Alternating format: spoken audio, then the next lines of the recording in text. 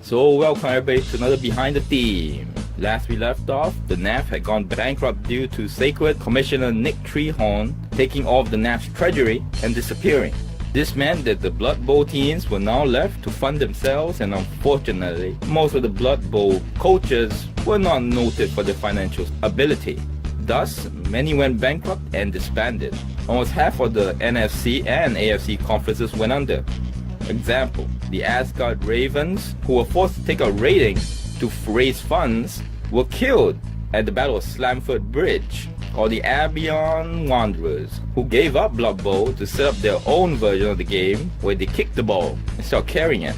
But the most common was that most of the teams were forced to sell their stadiums and wander, playing matches against any opponent for money. So rather than rest after the regular season, the teams played year-round. Cabal Vision networks were also desperate as ratings fell, as there were no Blood Bowl championships for the first time, and thus no excitement for the semi-finals or large championships. To combat this, the Necromancers Broadcasting Circle joined with Oxidas and hosted the first Chaos Cup Open tournament. Now all teams were welcome to the Chaos Cup, but the first 3 weeks was a mess they called the playoffs, and the teams were left to schedule their own matches. Thus a team would play as many matches as they could with as many teams as they could. The only stipulation was that they could only play each team once. Now each team scored points depending on each match they won. And at the end of the season, the best 4 teams made it to the semi-finals. The winner of the finals, winning the Chaos Cup trophy and more importantly, a huge cash prize. Now the event was a huge success, even with the playoff issues. But then again, the organizers could not even know who would turn up. Thus, who could really blame them? Then again, the playoffs, which led to such a large amount of games and excitement, brought in more viewers. NBC's ratings went over the roof, and the finals between the Middelheim Marauders, who shortened their name to Marauders because they had to sell their stadium in Middelheim, and the Dwarf Giants had ratings that rivaled even the '89 Blood Bowl championships. Now, the Association of Broadcasting Conjurers joined with Bloodweiser to host the '91 Blood Bowl championships with the open format, seeing as how much success that Oxidas and the NBC had. This also proved successful, and soon network sponsors were setting up open tournaments everywhere, 4 of which being agreed on as the most important and called the major tournaments, or rather just the majors. This being the Blood Bowl, Spike Open, Chaos Cup Open, and the Dungeon Bowl.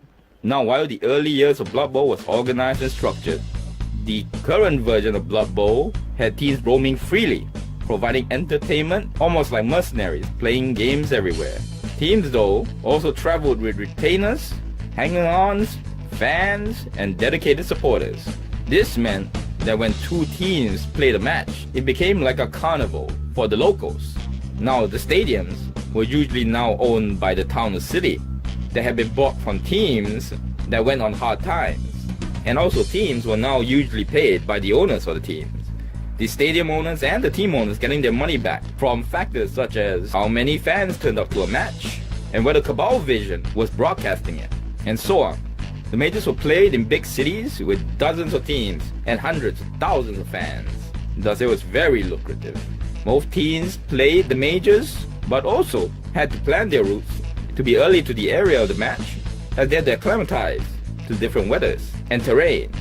The majors were watched by all kinds, from trolls to halflings. Also, just maybe, the game of Blood Bowl had reached the astral and demonic dimensions, which we can speculate that even one day, being able to see demonic or elemental teams in the Blood Bowl. As Nick Treehorn said, "This is Blood Bowl, buddy. Anything could happen." So that is the history of Blood Bowl.